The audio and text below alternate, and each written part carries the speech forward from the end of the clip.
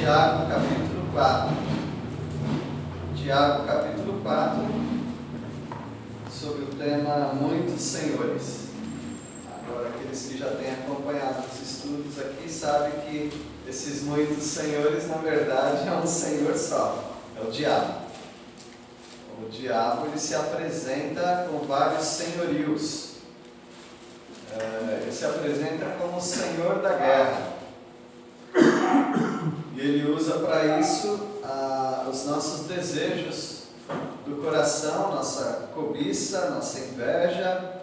E ele vai lá fazendo um jogo conosco, uma manipulação, para fazer com que a gente odeie as pessoas que têm coisas que nós não temos. E faz com que o nosso coração nos engane mais uma vez. Ele é o Senhor da guerra. Ele não pode pegar no seu pescoço e falar: agora você vai cobiçar isso. Olha bem para isso. Não. Ele só aproveita aquilo que já é uma tendência nossa. Por isso, quando o irmão fala de nos orientar pela palavra de Deus, não andar pelo caminho dos perversos, nessas veredas, isso já é um grande aviso para nós. E se nós fizermos isso que o irmão dirigente falou, nós não vamos facilitar para esse Senhor, o Senhor da guerra, né? Que guerreia no nosso coração esses desejos que lá existem. Vimos também o Senhor da arrogância. É o próprio diabo, né? O diabo é o Senhor da arrogância, porque ele foi arrogante com Deus e queria ser igual a Deus. E ele também manipula o nosso coração, fazendo com que a gente comece a julgar os nossos irmãos, e nós nos tornamos arrogantes no sentido de nos considerarmos melhor do que eles. E se nós fizermos isso, julgarmos, aí nós já não somos mais cumpridores da palavra, da lei, dos mandamentos de Deus, nós somos juízes. E nós sabemos que quem é juiz não é o observador da lei, é o legislador, é aquele que faz a lei. Mas é só Deus quem faz isso. Então Satanás de novo está tentando mexer no nosso coração e nos fazer igual ele queria fazer, dominar sobre o Deus Todo-Poderoso. E se nós julgarmos os nossos irmãos, nós também queremos tomar o lugar de Deus, porque é só Deus quem pode fazer isso. Isso isenta aquela responsabilidade que nós temos, não é? Quando nós vemos alguém que está andando em pecado, nós podemos e devemos também repreender essas pessoas. Nós nos tornaríamos tipo juízes delas, mas não das pessoas em si, mas baseado nas ações erradas delas. Aí nós podemos confrontá-las com a palavra de Deus. Agora, talvez esse último Senhor, alguns teriam um pouquinho de dificuldade de entender ou de aceitar. É o Senhor dos planos. Satanás também é o Senhor dos planos. Ele é um homem maligno. Quando eu digo um homem, é só para dizer que é o homem da iniquidade, né? Mas Satanás é um ser que não é raça humana, é um ser espiritual da maldade. Ele é o Senhor dos planos. Ele está sempre fazendo planos. Ele já tem seus planos. O plano dele é simples. É ir contra tudo aquilo que se identifica com Deus. A criação de Deus, a palavra de Deus, o próprio Deus. Então ele está sempre fazendo planos. E os planos dele são sempre malignos. Agora, como que isso reflete em nós? Como que Satanás nos manipula quanto ao plano? Quanto a planos? É simples. Ele coloca dentro do nosso coração uma ansiedade pela nossa vida. E todos os planos que você faz são sempre para o futuro. Tem plano para o passado? Não existe. Você Na sua cabeça você pode até imaginar como seria o passado, mas você não pode fazer nada por ele, já passou. Você só faz plano para o futuro. E Satanás, ele intensifica isso no seu coração de tal maneira que você começa a ficar independente de Deus. Você começa a ficar com medo de viver. E esse pânico, esse desespero de como que eu vou viver, como eu vou sustentar minha família, como que eu vou fazer isso aqui, Satanás vai colocando no seu coração cada vez mais ansiedade. E você vai aceitando isso e você se torna igual a ele, Senhor dos planos. As pessoas fazem muitos planos. Agora é interessante porque Jesus também falou de planos. Então vamos tentar explicar um pouquinho isso para nós não cairmos no exagero nem para um lado e nem para o outro. Mas o Senhor dos planos, ele usa a nossa arrogância. A arrogância de achar que nós temos controle. Se eu fizer isso, isso e isso, o resultado vai ser este. Isso é arrogância. Porque nós não sabemos. Você não sabe se você vai poder fazer isso. Você não sabe se você vai poder juntar tanto dinheiro. Você não sabe se você conseguir juntar todo esse dinheiro, você vai conseguir fazer aquele plano que você quer. Tudo pode dar errado. Por isso, resta para nós a confiança. Mas o Senhor dos planos, Ele não quer que você confie em Deus. Ele quer que você trace um plano para a sua vida. E ao traçar um plano para a sua vida, você começa a se tornar igual o Satanás, arrogante e planejando coisas que nem sempre são boas. Eu digo, você faz planos que nem sempre são bons. Satanás sempre faz planos que não são bons. Então vamos ver a partir do versículo 13. Alguém pode ler o 13? Tiago 4. Prestem atenção, vocês que dizem: hoje ou amanhã iremos a determinada cidade e ficaremos lá 1 ano. Negociaremos ali e teremos lucro. Os personagens bíblicos, desde o Antigo Testamento, no Novo Testamento, você vê pessoas fazendo plano. Mas você vê pessoas também não fazendo planos, deixando que Deus dirija a vida delas. Você vê pessoas que não tinham como fugir dos planos que Deus traçou. Por exemplo, Abraão. Deus falou, vai para uma terra, deixa tua terra, tua parentela, vai para uma terra que eu te mostrarei. Dá para fazer plano com uma coisa dessa? Não sabe nem o que vai parar. O único plano que você tem que fazer numa situação dessa é dizer sim ou não para Deus. Uma vez que você diz sim, você já traçou o seu plano. O seu plano é seguir a vontade de Deus. Vamos andando, porque se é uma terra que eu te mostrarei, ele não falou se era para ir para o norte, se era para ir para o sul, se era para ir para o leste ou para o oeste. Ele não falou nada disso. Pelo menos a gente não tem registro. Como é que ele foi parar no oeste? Se você pegar onde Abraão morava, Mesopotâmia, lá do lado dos babilônios, e pegar a terra de Canaã, é oeste. Ele não foi em linha reta, ele fez uma volta assim. Deus falou para ele: agora você vai para lá, agora você vem para cá, agora você vira aqui. Então, o plano de Abraão estava nas mãos de Deus. Nós temos outras pessoas que traçaram planos. Por exemplo, Davi. Davi queria construir uma casa para Deus. Era o plano dele. Mas Deus falou que não. Então o plano de Davi já não deu certo. Porém, Deus falou: seu filho vai construir. E o que ele teria que fazer? Entrar em contato com pessoas do Líbano Líbano para cortar madeira, mandar essas madeiras até Jerusalém.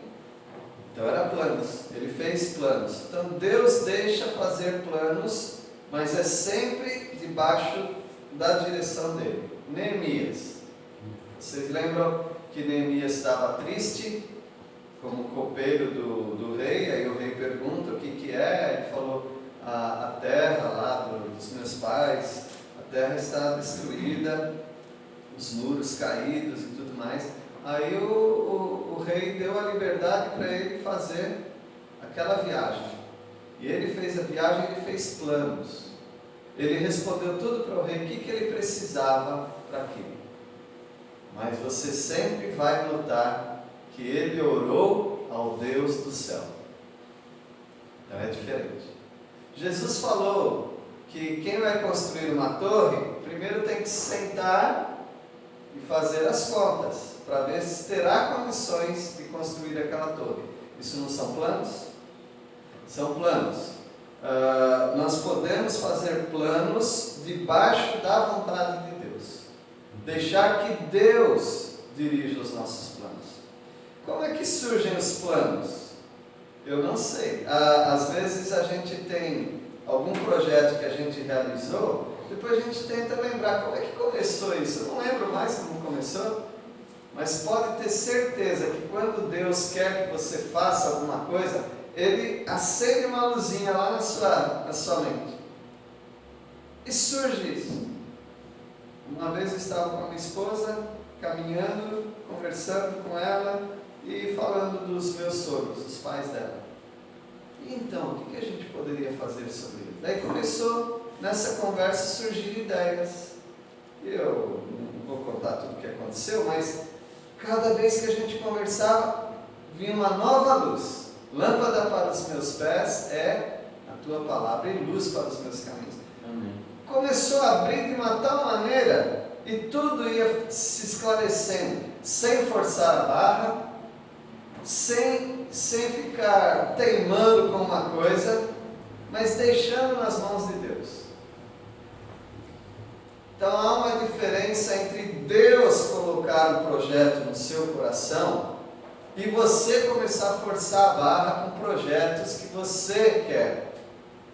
Então essa é a diferença. E a outra diferença está numa expressãozinha que a gente vai ver aqui. Então o texto nos fala no versículo 13, que foi lido, né? Prestem atenção vocês que dizem isso. Ou seja, vocês que têm uma tendência de serem pessoas bem ativas, pessoas com uma mente brilhante para pensar e planejar, vocês têm que tomar mais cuidado do que outras pessoas. Tem gente que é muito tranquilo, né? E para esses que gostam de planejar, eles ficam até meio... eles têm um problema com pessoas calmas e tranquilas. Eles falam: essa pessoa aí acha que o dinheiro vai cair do céu? Acha que as portas vão se abrir? Tem que correr, tem que ir à luta. Cuidado com esse negócio de tem que ir à luta. Pode ser que o Senhor dos planos que está te empurrando. Satanás está tentando fazer com que você fique independente de Deus. Se você não está sentindo que você deve fazer isso, fica tranquilo. Deixa, quando Deus colocar no seu coração, as coisas vão acontecer.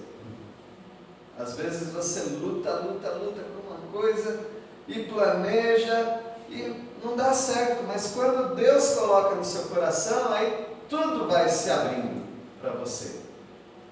E é tão bom quando isso acontece.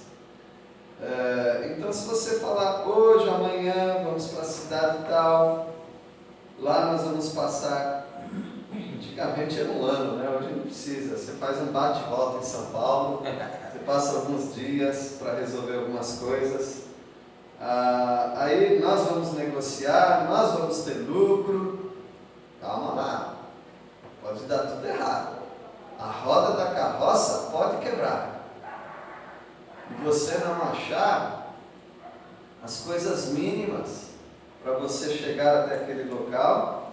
E pode ser que chegando lá, você não tenha lugar para ficar. E pode ser que chegando lá, os seus clientes em potencial foram embora. Ou arrumaram um outro fornecedor. Tudo pode dar errado. Todos os seus planos, tudo pode dar errado. Então, presta atenção, vocês que falam, hoje ou amanhã faremos isso e aquilo. Versículo 14, alguém pode ler? Vós não sabeis o que sucederá amanhã, que é a vossa vida. Sois apenas como neblina, que aparece por instante, no longo e dissipa. E se dissipa. Isso, dissipa, né? Esse versículo não é desanimador. Ele só é desanimador para os senhores dos planos. Ele não é desanimador para quem espera no Senhor. Pelo contrário, ele é um conforto. Ele é uma confirmação daquilo que você lê, daquilo que você crê e por aquilo que você ora. É uma confirmação. Qual a confirmação que nós temos pela palavra? Que nós não sabemos o dia de amanhã. Essa é uma certeza na palavra de Deus. O Senhor Jesus chega a dizer: basta cada dia o quê? O próprio mal. O próprio mal. Há um hino que diz: nada sei sobre o futuro, mas Jesus me guiará. Então nós temos a certeza que o Senhor vai nos conduzir. Muitas coisas não compreendo. E o Senhor, Ele está dizendo para nós, perguntando para nós: o que é a vossa vida? Se eu perguntasse para você o que é a vida, aí talvez você ia dizer: a vida é agitação, a vida é trabalhar, a vida é planejar. Não, o Senhor está dando uma outra possibilidade de resposta. O que é a vida? A vida é uma neblina. Neblina tem dois fatores. Primeiro fator, ela te impede de ver longe. E o segundo fator qual é? Dissipa. Desaparece. Ela desaparece rapidinho. A nossa região é uma região de muita neblina. Onde a gente vai passando perto dos rios, aquela neblina parece que dá para pegar, né? Tão grossa que está. Mas logo some. Numa neblina, nós estamos inseguros. Inseguros porque a gente não vê nada, mas também porque, pensando na nossa vida como uma neblina, logo desaparece. Então esses planos mirabolantes que nós temos, esses planos, essas aventuras, elas podem de uma hora para outra sumirem, ou sumir. Versículo 15, nós temos uma maneira de, não de resolver a questão da vida. A vida sempre vai ser uma neblina. Ela se dissipa muito rápido. Então você não pode resolver isso. Você não pode resolver e planejar quanto tempo você vai ter de vida. Você não pode planejar certas coisas. Então, em Hebreus nos fala, para aqueles que não têm salvação, que hoje é o dia. Hoje é o dia que você tem que fazer uma decisão. Para nós que queremos servir a Deus também, hoje, quando eu me aposentar, mas você nem sabe se você vai se aposentar. Se é hoje. Mas hoje não dá para fazer o que eu faria, o que eu farei daqui a alguns anos. Não tem problema, faz o que você pode hoje. E o Senhor está nos dizendo no versículo 15, que em vez de você falar: hoje, amanhã iremos para a cidade tal, e lá vamos ter lucro, lá vamos negociar e tal, você pode falar assim, versículo 15, alguém pode ler? Em vez disso, devias dizer: se o Senhor quiser, não só viveremos, como também faremos isto ou aquilo. Então você deveria falar assim, ou, se não por palavras, mas você deveria pensar assim, falar para você mesmo. Bom, se o Senhor quiser. Aí ele fala, ele não diz assim, se o Senhor quiser, faremos isso ou aquilo. Mas no meio ele coloca alguma coisa. Se o Senhor quiser, não só viveremos. Então, se o Senhor quiser, para começo de conversa, se o Senhor quiser, eu estarei andando amanhã. Eu estarei com saúde, porque não é só viver. Para realizar certos planos, não é só estar vivo, é ter condições de fazer aquilo. Por exemplo, no caso dele aqui, o que ele queria fazer? Ele tinha que se deslocar de uma cidade para outra e passar um ano lá, né? Então ele tinha que ter meio de locomoção, condições de se locomover e condições de ficar um ano lá, vivo, saudável e funcional, ou seja, para realizar os planos. Então tem muitas coisas envolvidas, irmãos, que nós não temos a mínima condição de dizer se vai dar certo ou não. Nossa igreja entrou num plano para comprar um terreno, não foi? Nós oramos, nós conversamos de novo, nós oramos de novo e conversamos de novo e fechamos o negócio. Qual a luz que nós temos sobre esse assunto? A luz que nós temos é que todos os meses a gente tem que pagar 1.000 e pouco, né? 1.090 mil. Essa é a luz que nós temos. O que nós vamos fazer? Enquanto o Senhor está nos dando recursos, vamos pagar. Agora vamos ver lá na frente. Lá na frente a gente não sabe nada. A gente não sabe se vai ter igreja lá na frente. A gente não sabe se a gente vai ter dinheiro. A gente não sabe nada. Não é uma aventura viver assim? Não é tão bom viver assim? Para algumas pessoas, não. Eu preciso saber exatamente o que vai acontecer. O resultado, o que vai dar. Nosso grupo estava orando, depois a gente ficou batendo papo sobre poço artesiano, né? Eu perguntei, né, quanto custa para furar um poço? Tanto. Aí, e com garantia de que vai ter água? Não tem garantia que vai ter água. Não sabe, você pode furar, você vai ter que pagar a empresa, mas você não sabe se vai ter água. Nós não temos segurança de quase nada na nossa vida. Em vez disso, vocês deveriam falar, se o Senhor quiser, porque Ele sabe tudo. Aí nós vamos viver, vamos estar saudáveis, aí nós vamos fazer isso ou aquilo, se o Senhor quiser. Pastor, teve um homem nos evangelhos, não vou lembrar agora onde está, nos evangelhos, que ele falou para Jesus assim, se o Senhor quiser, o Senhor pode me curar. E Jesus falou, eu quero. Me curou. Quero ser limpo. Então, ele quis, era da vontade de Deus. Né? Exato. Os escritores antigos, antigo mesmo, lá pelo ano 200, 300, e aí eles escreviam algumas coisas, alguma carta, por exemplo, e era comum eles colocarem, os cristãos, tá? DV. Então na assinatura deles, além do nome, DV, que quer dizer Deo Volante. Deo Volante quer dizer se Deus quiser.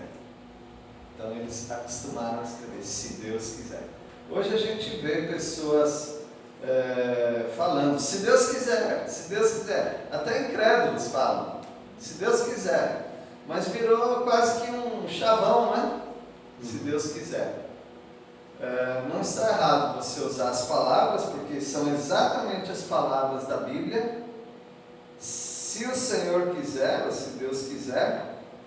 Mas nós precisamos não só falar, mas crer. Se Deus quiser. Pois não. Interessante, esse se Deus quiser é muito claro. Se Deus quiser, vai dar certo. Ele já afirma que vai dar certo. Se Deus quiser, vai dar certo. Se Deus quiser, vai dar certo. Porque Ele quer que dê certo, né? A pessoa quer que dê certo. Pessoal. Quem sabe a gente pode mudar o discurso, né, irmãos?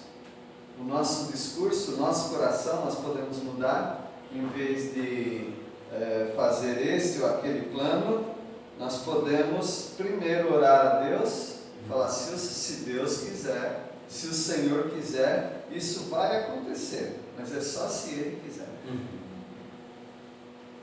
Isso nos faria evitar alguns problemas, negócios errados.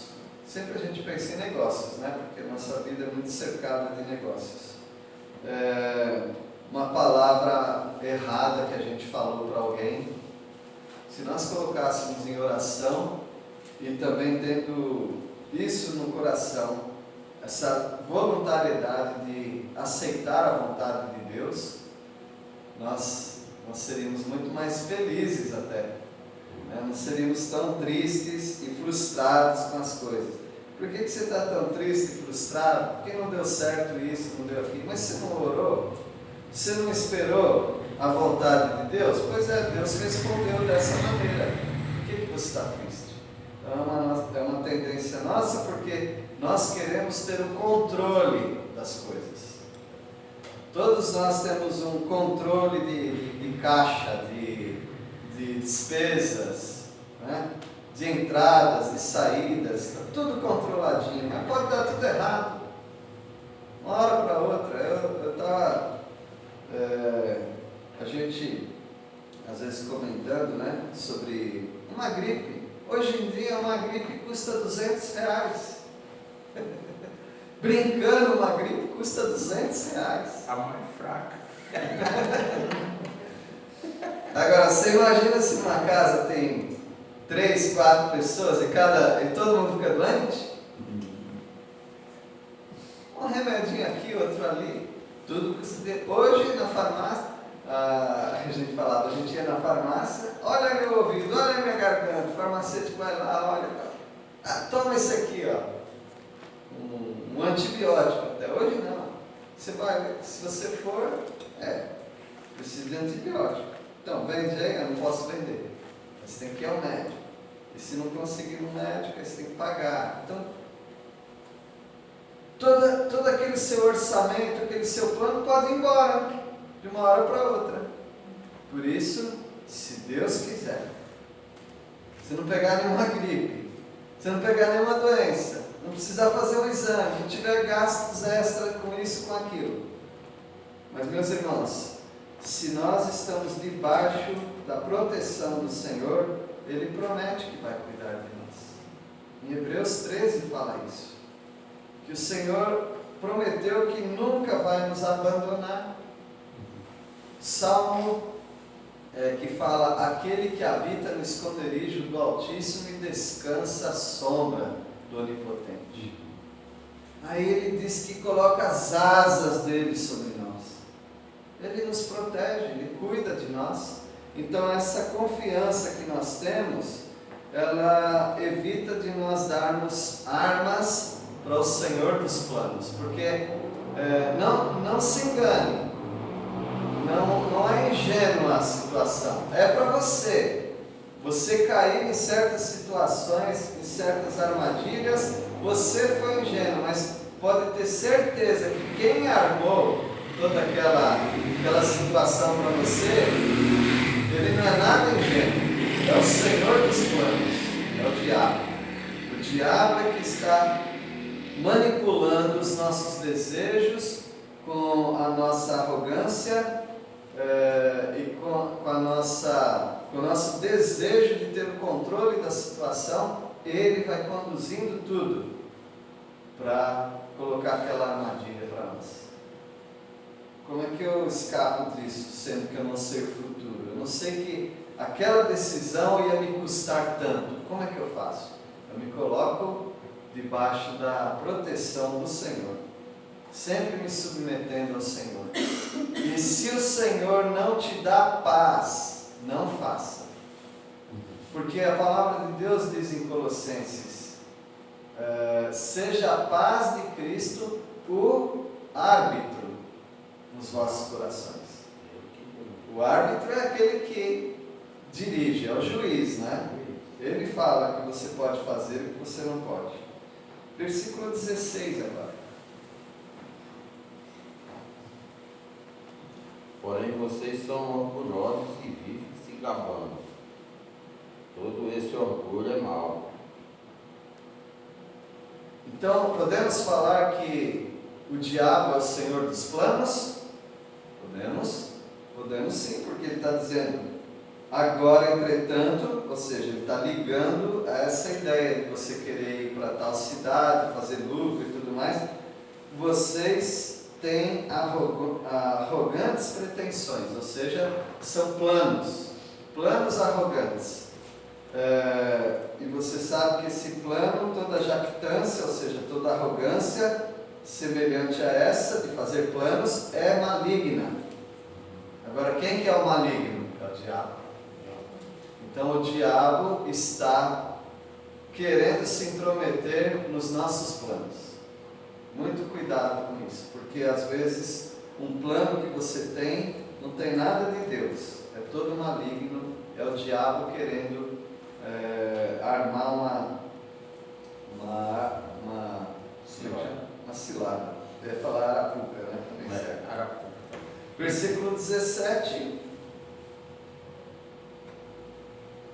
Lembrem-se que é pecado saber o que devem fazer e não fazê-lo. Muito direto, né? Direto demais. Então eu acredito que ainda está ligado a esse assunto de pretensões, de projetos humanos. Se você sabe o que você deve fazer e não faz, você está pecando. Então vamos tentar aplicar para as nossas vidas. Você sabe que você tem que orar antes de comprar uma coisa, antes de se aventurar em algum projeto. Se você sabe que você tem que orar e esperar a paz de Deus no seu coração, se você não faz isso, você está pecando. Satanás, ele só está te manipulando, mas isso é um pecado nosso, que tem a ver também com o versículo 1. Versículo 1. Porque os seus planos acabam sendo uma guerra dentro de você, não é assim? De onde vem então essa guerra? Senão dos prazeres que militam na vossa carne. Esse desejo de fazer planos, de que tudo dê certo, é um desejo que brota também no nosso coração por causa dos nossos desejos. Então, o Senhor dos planos. Nós temos planos, meus irmãos. Pessoas têm planos de carreira profissional. Anotei algumas coisas para eu lembrar. Por exemplo, vendas. Pessoas querem vender, pessoas querem comprar coisas.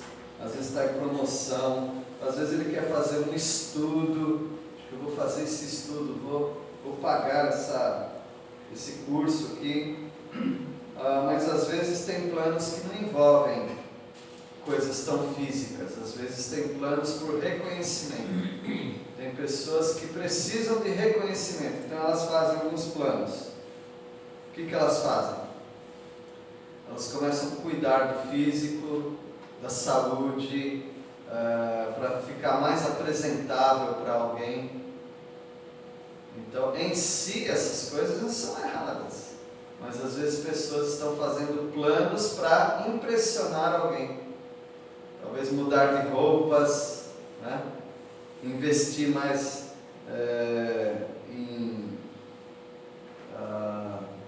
talvez em cargos ou funções. Se eu tiver esse cargo aqui, ou na igreja, ou na instituição, ou na empresa, aí as pessoas vão me reconhecer mais. Tem uns parentes meus que estão dizendo que eu sou, que eu não tenho muitos planos, e eles sempre ficam mexendo comigo, e eu estou me sentindo mal. Eu acho que eu vou arrumar um jeito de ganhar uma promoção, arrumar um jeito de ganhar um título.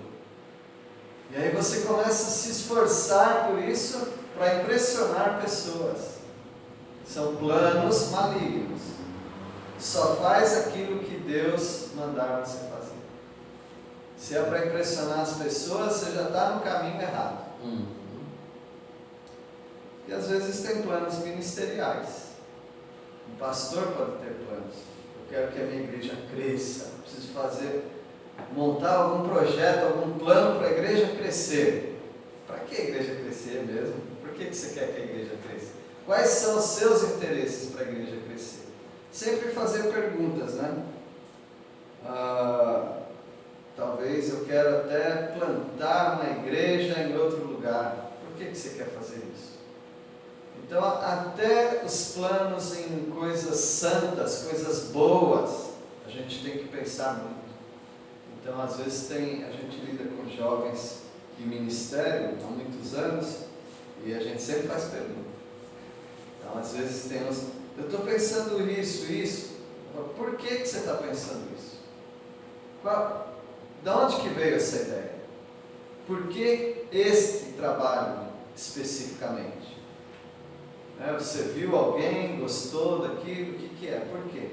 A não ser que Deus coloque uma convicção irresistível no seu coração, que você fica só pensando naquilo e Deus vai confirmando para você, e apesar de você só pensar naquilo, você tem paz cada vez que você pensa.